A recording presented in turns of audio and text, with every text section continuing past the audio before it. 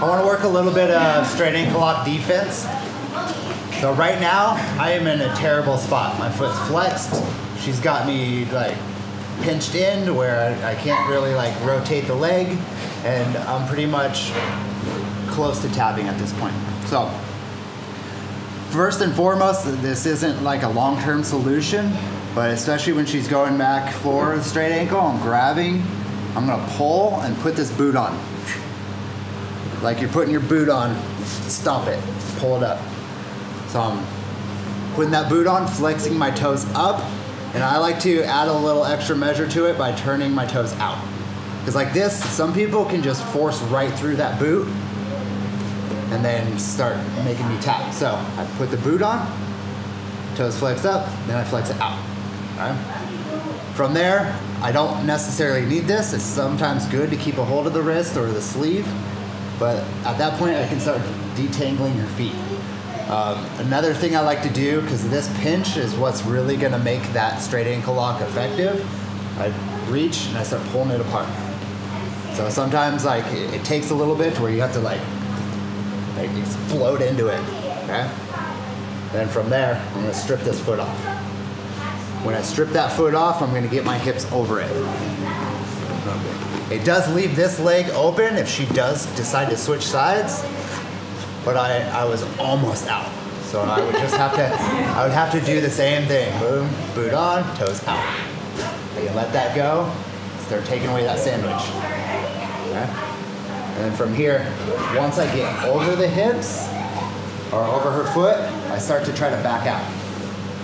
Okay? So now like she's so far away, she'd have to gain this distance back to start trying to look to attack. But once I get over, then I can go back and then up. Okay? So I'm getting my hips over, folding this under, and rocking up. That way I can put that foot on the mat. It is possible for her to go like a single leg X, something like that, but at least I have pressure on this. I can go like hand opener, at least controlling here to where I can get this leg back.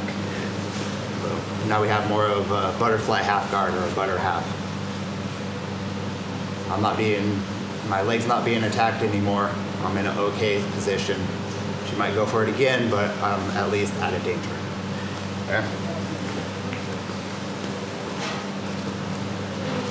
So here, grab the wrist first, or if you feel them sitting back for it, you can automatically put that boot on, turn your toes out.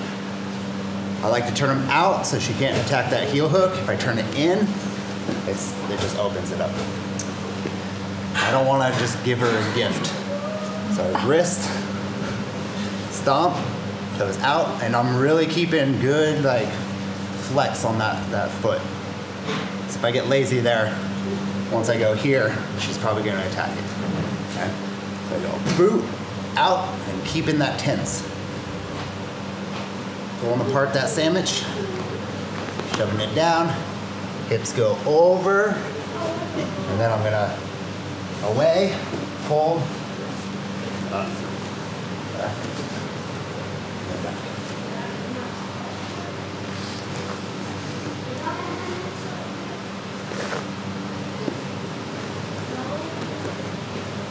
Boot, out.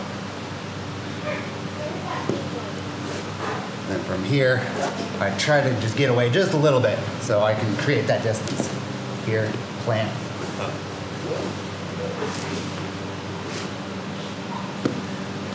In a live roll, they're gonna be fighting it the whole time, so it's not gonna be that easy. But if you can start picking apart the guard piece by piece, you should be able to get out. What kind of questions we got? Anybody have questions about the initial position that your uke is doing, or do you all know where you need to be? I'll show it anyways. You guys are just quiet. So my ankle is in the armpit. She has the outside foot on my hip. This one's basically splitting in the middle underneath this leg, right there. And she's on this side. Okay? And that's where we're defending from. And I like to collect the knee like a football too, when I'm going for leg locks. And that gives me the opportunity for here. But I do the same thing. Like I'll collect that knee so I can make sure it's in. Because like if she doesn't have that and I start to pull away, I might get away. But if she has that and I start to pull away, I'm just gonna drag her. Okay? All right, let's try it on 3. 1, 2, 3.